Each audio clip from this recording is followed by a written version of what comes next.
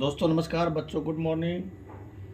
बच्चों आपके लिए मैं आज एक लेसन लेके आया हूँ क्लास 7 का एक्सरसाइज 5.1। ये सवाल है, निम्नलिखित प्रश्नों में से सही विकल्प पर सही का चिन्ह लगाइए। व्यंजक 3ab + 2ac + 3ab का एक उभयनिष्ठ गुणनखंड होगा। तो उभयनिष्ठ का मतलब होता है कॉमन, जो कॉमन हो। अब देखिए इस तीनों में हमें कॉमन निकालना है, 3ab + 2ac + 3ab। तो कॉमन का मतलब क्या होता है? कॉमन का मतलब होता है समान। ये देखिए कॉमन कैसे निकालते हैं। जैसे मान लिया कोई आपसे पूछता है कि 4 और 6, इसमें अगर 4 और 6 रहेगा और कॉमन हमें निकालना होगा तो हम क्या करेंगे? तो जब अंक का कॉमन निकालना होगा तो उसका एचसीएफ निकाल देंगे, यानी कि महत्तम समापवर्तक। ठीक है, तो 4 और 6 का एचसीएफ निकाल लेंगे। अब ये आपका कॉमन आ गया कितना, यानी कि एचसीएफ 2 आ गया। तो यही कॉमन हो गया। ये जो 2 आया एचसीएफ, इसी को बोलते हैं कॉमन। अगर 4 और 6 का हमें कॉमन निकालना होगा तो हमारा आएगा 2। ठीक है, और अगर अंग्रेजी का अक्षर है, थोड़ा नीचे करो, अगर अंग्रेजी का अक्षर है, अगर लिखा हुआ है a² a और a³, इन तीनों में कॉमन क्या है? तो हमेशा ध्यान रखिएगा कि चर, यानी कि अंग्रेजी का अक्षर अगर लिखा हुआ है तो उसमें कॉमन वही होता है जिसका पावर कम होता है। मतलब ये बेस है, आधार इसको बोलते हैं हिंदी में, और ये पावर है मतलब घातांक, इसको पढ़ते हैं a²। ये a है, इसका पावर कुछ नहीं है तो 1 है, और यहाँ पे a पे पावर 3 है, इसको बोलते हैं a³। क्यूब का मतलब घन। तो इसमें कॉमन कौन होगा? ए कॉमन होगा, क्योंकि इसका पावर कम है, बेस बराबर है। ठीक है, और पावर जिसका कम होगा वही कॉमन होगा। इसमें कॉमन क्या आ जाएगा? हमारा ए आ जाएगा। तो इस तरीके से कॉमन केवल समझ लेना है और आराम से सवाल आपका लगता चला जाएगा। तो अब देखिए इसमें कॉमन देखिए क्या है, कह रहा है उभयनिष्ठ गुणनखंड होगा। तो लिखिए उभयनिष्ठ गुणनखंड। उभयनिष्ठ गुणनखंड बराबर क्या होगा? देखिए 3, 2 और 3, 3, 2, 3। अगर हम 3, 2, 3 का एचसीएफ निकालेंगे तो हमारा 1 आएगा। आप निकाल के देख लीजिएगा। तो जब 1 आता है तो वो नहीं लिखा जाता। ठीक है, अब यहाँ देखिए, यहाँ पे है ए, इसमें भी है, ए इसमें भी है, और ए इसमें भी है। तो ए हमारा कॉमन हो जाएगा। बी इसमें है लेकिन इसमें नहीं है, इसमें है। तो जो तीनों में होगा वही कॉमन होगा। ठीक है, तो ए आपका तीनों में है, इसमें भी है, इसमें भी है और इसमें भी है। तो हमारा कॉमन क्या हो जाएगा? ए। उभयनिष्ठ गुणनखंड कितना हो जाएगा? ए। इसीलिए विकल्प कौन सही हो जाएगा? विकल्प ए सही है, क्योंकि ए में लिखा हुआ है ए। ठीक है, 4 विकल्प दिए हुए हैं, पहले में ए है, दूसरे में 3a है, फिर 2a है, और ये b + a + d है। तो कॉमन हमारा आ गया ए, तो विकल्प ए सही होगा। ठीक है, तो लिखिए यहाँ सवाल में पूछ रहा है कि सही विकल्प पर सही का चिन्ह लगाइए, तो विकल्प ए सही है। ठीक है, अब चलिए आगे दूसरा सवाल देखते हैं क्या है। दूसरा सवाल हमारा दिया है व्यंजक x × x + 11 + x + 11 का एक उभयनिष्ठ गुणनखंड होगा। ये आपका है सवाल, उभयनिष्ठ गुणनखंड होगा। अब इसमें भी 4 विकल्प दिए गए हैं। पहला है x, और बी में दिया हुआ है x + 11, सी में दिया हुआ है 1x, और डी में दिया हुआ है x + 1। अब हमें उभयनिष्ठ गुणनखंड निकालना है तो लिखिए उभयनिष्ठ गुणनखंड बराबर, अब देखिए इसमें और इसमें, इन दोनों में कॉमन क्या है, इसमें x है, इसमें नहीं है। यहाँ पे x + 11, x + 11, x + 11 दोनों में है, तो हमारा कॉमन क्या हो जाएगा, x + 11, यानी कि उभयनिष्ठ गुणनखंड क्या हो जाएगा, x + 11। इसलिए विकल्प बी सही है। समझ गए? इस तरीके से आपको लगाना है। चलिए आगे सवाल देखते हैं दूसरा। नेक्स्ट क्वेश्चन क्या है? अगला क्वेश्चन है निम्नलिखित के गुणनखंड कीजिए।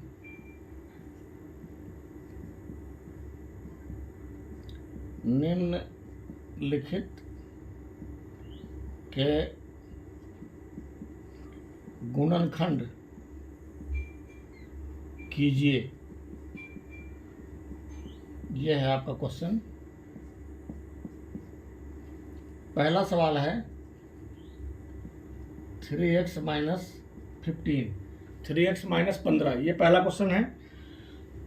अब हमें गुणनखंड करना है इसका, तो क्या करेंगे, इन दोनों में कॉमन क्या है, यहाँ पे देखिए x है, इसमें x नहीं है, तो x कॉमन नहीं होगा। 3 और 15, तो 3 और 15 का कॉमन कैसे निकालेंगे, आपको बताए थे कि दोनों का मासा निकाल लेंगे, HCF। तो 3 से 15 में भाग देंगे, 3 × 5 = 15, हमारा HCF कितना आया, 3 आया। तो जो HCF आया वही कॉमन होगा, ठीक है। तो कॉमन क्या हो जाएगा हमारा, 3 हो जाएगा। तो यहाँ लिखेंगे 3 और कोष्टक लगा देंगे। अब हम इसमें से 3 निकाल चुके हैं, तो क्या बचा हमारा, x और माइनस, अब यहाँ पे 15 है, तो 3 से 15 में भाग दे दीजिए, 3 × 5 = 15। मतलब ऐसे कर सकते हैं, जो कॉमन आएगा उससे इसमें भाग दे देंगे। तो 3 से हम भाग देंगे 3x में, तो 3 × 1 = 3, 3 तो खत्म हो गया, बचा x, फिर माइनस लगा दिए। अब 3 से हम भाग देंगे 15 में, तो आएगा 5, तो यहाँ लिखेंगे 5। अब देख सकते हैं इसको गुना करके, 3 में 1 से गुना करेंगे 3x हो जाएगा, माइनस 3 में 5 से गुना करेंगे 3 × 5 = 15। तो इस तरीके से आपको लगाना है, ये आपका हो गया आंसर। ऐसे ही गुणनखंड होगा ये सवाल सब। अब देखिए आगे दूसरा क्वेश्चन है 2x + 4y - 8, इसका करना है गुणनखंड। तो देखिए इसमें x है, y है, इसमें कुछ नहीं है, तो जो चर है उसमें कोई कॉमन नहीं होगा। चर का मतलब अंग्रेजी का अक्षर, और अंक जो लिखा हुआ है अचर। अब इसमें देखिए 2 है, 4 है, 8 है, तो 2, 4, 8 का अगर हम निकालेंगे HCF तो कितना आएगा, 2, 4, 8 का HCF निकाल लीजिए। तो पहले 2 और 4 का निकालेंगे, तो 2 से 4 में भाग देंगे, 2 दूनी 4, हमारा आ गया HCF 2, और फिर 2 से 8 में लगा देंगे भाग, कितना कॉमन आ गया, HCF 2 आया, तो कॉमन भी 2 आया हमारा। यहाँ लिखेंगे 2, कोष्टक लगा दीजिए। अब 2 से हम भाग देंगे इसमें, तो 2 × 1 = 2, 2 खत्म हो गया, बचा कितना, x, फिर प्लस लगाया, प्लस लगाइए, फिर ये 2 से भाग दीजिए 4y में, तो 2 से भाग देंगे 4 में, 2 दूनी 4, 2 आया, और y इसमें बचा हुआ है, y लिख दीजिए, फिर ये माइनस लगा दीजिए, फिर 2 से हम भाग देंगे 8 में, कितना जाएगा, 4 आ जाएगा। ये आपका हो गया आंसर। अब जब हम बाहर जो कॉमन लिए हैं उससे अगर हम गुना करेंगे, बाहर में जो कॉमन लिए हैं अंदर वाले पद में बारी बारी से गुना करेंगे, तो हमारा ये प्राप्त हो जाएगा। कैसे, देखिए 2 से x में गुना करेंगे 2x, प्लस फिर 2 दूनी 4y, और माइनस 2 चौके 8, ठीक है। ये भी सवाल आपका हो गया। अब आपका सवाल है question number C, 6p + 18p² - 4p³, इसको लगाइए। अब देखिए 6, 18 और 4 इसका हमें निकालना है कॉमन। 6, 18, 4 तो 6 और 18 का पहले हम मौसा निकाल लीजिए। 6, 18 और 4 का हमें मौसा निकालना है। तो 6 से हम भाग देंगे 18 में, 6 त्रिक 18 हमारा आया HCF 6। अब 6 और 4 का निकालना है। देखिए 6 और 18 का 6 आया। अब 6 जो आया इसका HCF, अब 4 बचा हुआ है तो 6 और 4 का HCF निकालेंगे। तो 6 से 4 में तो भाग देंगे नहीं क्योंकि 6 बड़ी संख्या है, 4 से 6 में भाग देना पड़ेगा। 2 दूनी 4 हमारा HCF कितना आया? 2 आया। तो हमारा कॉमन क्या हो जाएगा? 2 हो जाएगा। और जो चर है, जो अंग्रेजी का अक्षर दिया हुआ है चर, इसमें कॉमन कौन होगा? यहाँ पे p पे पावर कुछ नहीं है तो p पे पावर जब कुछ नहीं पावर रहता है तो 1 रहता है। तो इसका पावर 1 है, जो लिखा नहीं रहता है लेकिन वो 1 माना जाता है। इसका पावर 1 है, इसका पावर 2 है, इसका पावर 3 है। तो जब चर में हमें कॉमन लेना होगा तो जिसका पावर सबसे कम होगा वही कॉमन होगा। तो यहाँ पे हमारा p कॉमन हो जाएगा। ठीक है, अब कॉमन हम ले चुके हैं तीनों में। अब हमें कोष्टक लगाना है। अब देखिए, अब जो 2p हमने कॉमन लिया है इससे हम भाग दे देंगे 6p में। तो 2 तिहाई 6, 3 आ गया। और ये वाले p से ये वाले p कट गया, कुछ नहीं बचा, केवल 3 लिखेंगे। फिर प्लस लगाइए, फिर 2 से हम भाग देंगे 18 में, 2 9 18, यहाँ 9 लिखिए। और p से भाग देंगे p स्क्वायर में, तो यहाँ पे p आएगा क्योंकि p में p से गुना करेंगे तभी p स्क्वायर होता है। फिर यहाँ देखिए माइनस लगा है, माइनस लगा दीजिए। इस सवाल में माइनस लगा हुआ है, माइनस लगा देंगे। अब 2 से भाग देंगे 4 में तो 2 दूनी 4, 2 आया। और p से भाग देंगे p क्यूब में, तो आपका इस पावर से ये वाला पावर माइनस हो जाएगा। 3 पावर इसका है, यहाँ कुछ नहीं तो 1 है, 3 में से 1 गया 2, p स्क्वायर आएगा। ये आपका हो गया आंसर। अब देख सकते हैं बाहर वाले पद से अंदर वाले तीनों पदों में आप बारी बारी से गुना करेंगे तो आपका ये क्वेश्चन आ जाएगा जिसका हमें गुणनखंड करना था। 2 तिहाई 6p, 2 9 18 p स्क्वायर और 2p माइनस 2p स्क्वायर, इन दोनों में गुना करेंगे तो 2 दूनी 4 p क्यूब। ये आपका हो गया आंसर। तो इस तरीके से आपको समझ में आ रहा होगा कि कैसे ये सवाल लगाना है। कॉमन लेना है, कोई मुश्किल काम नहीं है, बहुत आसान है। अगला सवाल है डी। देखिए 12a cube minus 15a square minus 7a, इसको लगाना है। अब देखिए 12 है, 15 है, 7 है।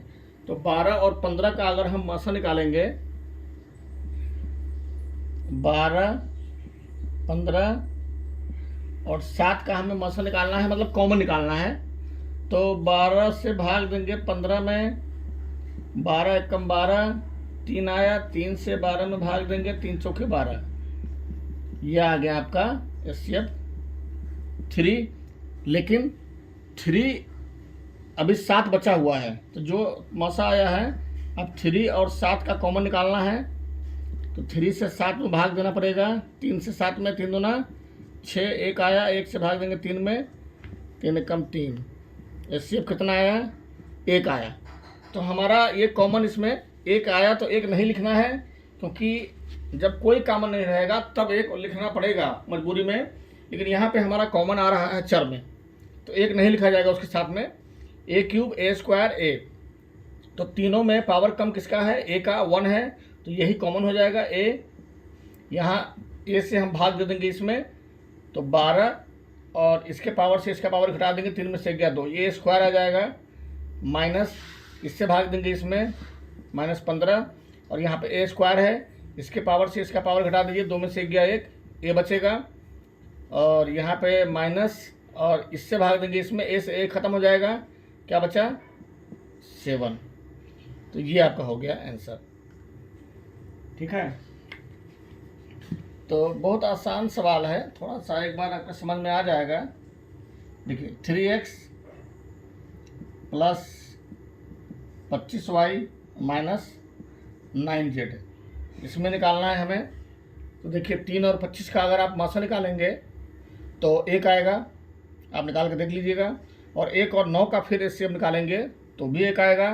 तो एक कॉमन यहाँ पर नहीं लिखा जाएगा, यहाँ पे x है, y है, z है, इसका भी कॉमन जो है नहीं आएगा क्योंकि तीनों अलग अलग है। ठीक है, जब यहाँ चर बराबर होता है, बेस जब बराबर होता है तभी पावर में कंपेयर करते हैं कि सबसे कम पावर वाला कॉमन होगा, लेकिन यहाँ पर ये बेस ही अलग अलग है, आधार अलग अलग है x y z, तो इसमें कोई कॉमन नहीं होगा। तो जब कुछ नहीं रहेगा हमारे पास, कोई भी कॉमन नहीं रहेगा, तब हम 1 लिखेंगे। तो 1 कॉमन ले लेंगे तो फिर यही बच जाएगा पूरा 3x plus 25y minus 9z, यही आपका आंसर हो जाएगा। ऐसे लिखना है आपको। ठीक है, तो जब कोई कॉमन नहीं रहेगा तभी हम 1 लेंगे। उसके बाद देखिए एक क्वेश्चन है F, 8a² minus 4a minus 12, ये क्वेश्चन है। अब देखिए 8 और 4 का मासा निकालेंगे तो 4 आएगा, यानी कि कॉमन, और फिर 4 और 12 का निकालेंगे तो भी 4 आएगा। तो आपका ये 4 हो गया कॉमन, a² a, और यहाँ पे देखिए a नहीं है, तो जब तीनों में रहेगा तभी चर में कॉमन लेंगे, तो केवल 4 ही कॉमन होगा। यहाँ क्या बचा, 4 दूनी 8, 2a²। यहाँ माइनस लगाइए, 4 से इसमें भाग देंगे, 4 एकम 4 कट गया, क्या बचा माइनस a, यहाँ माइनस लगा दीजिए, क्वेश्चन में है 4 से 12 में भाग देंगे, 4 के 12, ये आपका हो गया आंसर। ठीक है, तो ऐसे आपको लगाते जाना है। फिर ये क्वेश्चन नंबर 3 है, उसमें भी वही कह रहा है कि गुणनखंड कीजिए। तो इसका पहला सवाल है z into z minus 1 plus 3 into z minus 1। अब देखिए इन दोनों में हमें कॉमन लेना है, तो इन दोनों में कॉमन क्या है, देखिए एक ये है आपका, दूसरा ये है, तो इन दोनों में कॉमन क्या है, z माइनस 1 इसमें भी है, z माइनस 1 इसमें भी है, तो यही z माइनस 1 हमारा कॉमन हो जाएगा। और बचा क्या, इसमें से z माइनस 1 निकल गया तो क्या बचा, z बचा, और प्लस लगा हुआ है, प्लस लगा दीजिए, इसमें से z माइनस 1 निकल गया तो क्या बचा, 3 बचा। यही आपका आंसर हो जाएगा, बहुत सिंपल है। ठीक है, उसके बाद देखिए क्वेश्चन नंबर बी में 2y into Y plus 8 minus 3 into Y plus 8। यहाँ भी देखिए y प्लस 8 इसमें भी है और y प्लस 8 इसमें भी है, तो y प्लस 8 हमारा क्या हो जाएगा, y प्लस 8 हमारा कॉमन हो जाएगा। तो बचेगा क्या, इसमें से y प्लस 8 निकाल लिया तो क्या बचा, 2y, और इसमें से y प्लस 8 निकाल लिया तो क्या बचा, माइनस 3। ये आपका हो जाएगा आंसर।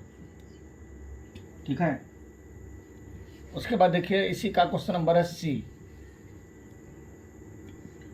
क्वेश्चन है, d into D minus 5 plus 7 into 5 minus D. अब देखिए इसमें उल्टा दे दिया है, यहाँ पे d माइनस 5 है और यहाँ पे 5 माइनस डी है। अगर यहाँ भी d माइनस 5 होता तो आराम से d माइनस 5 को हम कॉमन ले लेते हैं, लेकिन यहाँ पे चूँकि उल्टा दिया है तो पहले हमें इसको सॉल्व करना पड़ेगा। तो d में d से गुना कर लीजिए, d में d से, d गुने d माइनस d गुने 5, जो बाहर में पद है उससे अंदर वाले दोनों पदों में बारी बारी से गुना करेंगे। तो d गुने d, माइनस लगाइए d गुने 5, फिर प्लस लगाइए 7 गुने 5, 7 गुने 5 प्लस माइनस 7 गुने d। अब यहाँ पे क्या हो गया, d² माइनस 5d, फिर यहाँ पे क्या हो जाएगा, 7 पचे 35 माइनस, फिर ये हो जाएगा 7d। अब क्या करेंगे, हम अंक को लास्ट में कर देंगे, d² minus 5d minus 7d पहले लिखेंगे और ये जो संख्या है इसको लास्ट में लिखेंगे, और एक बार फिर से कॉमन निकाल लेंगे। और देखिए इन दोनों में कॉमन क्या हो जाएगा, d² है, यहाँ d है, तो पावर कम इसका है, d का पावर 1 है, तो d कॉमन हो गया। यहाँ क्या बचेगा, d माइनस इसमें क्या बचेगा 5, यहाँ देखिए -7 है, यहाँ 35 है, तो 7 और 35 का कॉमन क्या आएगा? 7 आएगा, 7 बचे 35, तो लिखेंगे -7, ये कॉमन हो गया। और डी वाले में तो कॉमन होगा नहीं क्योंकि इसमें डी है, इसमें नहीं है, तो क्या बचा यहाँ? डी बचा। और यहाँ पे प्लस है तो हमें माइनस लिखना पड़ेगा, तभी माइनस माइनस प्लस होगा। और 7 बचे 35, तो यहाँ 5 आ गया। ठीक है, तो इस तरह के गुणनखंड में ध्यान रखिएगा कि ये वाला और ये वाला दोनों बराबर रहना चाहिए। ये दोनों बराबर रहता है हमेशा, अगर बराबर नहीं है तो आपका गुणनखंड गलत है। अब देखिए D-5, D-5, इन दोनों में कॉमन क्या हो जाएगा? देखिए ये इसमें आपका, इसमें और इसमें, इन दोनों में कॉमन क्या होगा? तो D-5 इसमें भी है, D-5 इसमें भी है, तो D-5 हमारा कॉमन हो जाएगा। उसके बाद अब इसमें से D-5 हम निकाल चुके हैं कॉमन, तो क्या बचेगा? D बचेगा। और इसमें से भी D-5 निकाल चुके हैं कॉमन, तो क्या बचेगा? -7 बचेगा। तो यही आपका हो जाएगा आंसर। ठीक है, ये लाइन खींचने की जरूरत नहीं है क्योंकि हमने ये तो समझाने के लिए लाइन खींचा था। चलिए अब अगला सवाल है डी, y-6 का होल स्क्वायर -3 × y-6। अब देखिए यहाँ पे y-6 का होल स्क्वायर है, -3 × y-6 है। अब ये है y-6 का होल स्क्वायर। अब इसमें कॉमन क्या लेंगे? y-6 इसमें भी है, y-6 इसमें भी है, तो दोनों में y-6 कॉमन है, तो y-6 कॉमन ले लेंगे। ठीक है, तो हमारा बचेगा क्या? यहाँ देखिए y-6 कॉमन ले लिए, तो यहाँ पे y-6 का होल स्क्वायर है, यानी कि देखिए सूत्र आप जानते होंगे, a + b × a + b बराबर क्या होता है? a + b का होल स्क्वायर होता है। तो एक बार a + b निकल गया तो क्या बचा? दूसरा वाला a + b बच गया। तो वैसे ही y-6 × y-6 तो हो जाएगा y-6 का होल स्क्वायर। तो y-6 निकाल लिए, तो ये आपका बचेगा y-6, ये आपका बच गया। और इसमें से y-6 निकाल लिए, तो हमारा क्या बचेगा? -3। उसके बाद y-6, अब ये कोष्टक, चलिए बड़े कोष्टक ना लगाइए, छोटे कोष्टक ही लगा दीजिए, कोई दिक्कत नहीं है। अब ये हमारा हो जाएगा y, और ये देखिए संख्या चिन्ह बराबर है, -6 -3, तो अगर चिन्ह बराबर है तो क्या करते हैं? उसको जोड़ देते हैं, और जिस चिन्ह में है वही चिन्ह लगा देते हैं, तो यहाँ पे हो जाएगा -9। ठीक है, तो ये आपका हो गया आंसर। इसको भी कोष्टक में कर दीजिए, ये आपका आ गया आंसर। y-6 × y-9, 5.1 एक बार देख लेता हूँ। 5.1 का 3 का d, y-6 × y-9। ठीक है, तो ऐसे ही आपको लगाना है। अब आगे देख लेते हैं, ये सवाल है x × x + 2 -4 × x + 2। अब ये भी सिंपल है, x + 2 इसमें भी है, x + 2 इसमें भी है, x + 2 कॉमन हो गया। बचा क्या? इसमें से x + 2 निकाल लिया तो बचा x, और इसमें से x + 2 निकाल लिया तो क्या बचा? -4। यही आपका हो गया आंसर। और अंतिम सवाल भी सेम ऐसे ही है, उसको आप लगा लीजिएगा, बहुत सिंपल है। उम्मीद करता हूँ आपके समझ में आ गया होगा ये लेसन, और फिर अगली वीडियो में 5.2 पढ़ाऊँगा, वेट करिए।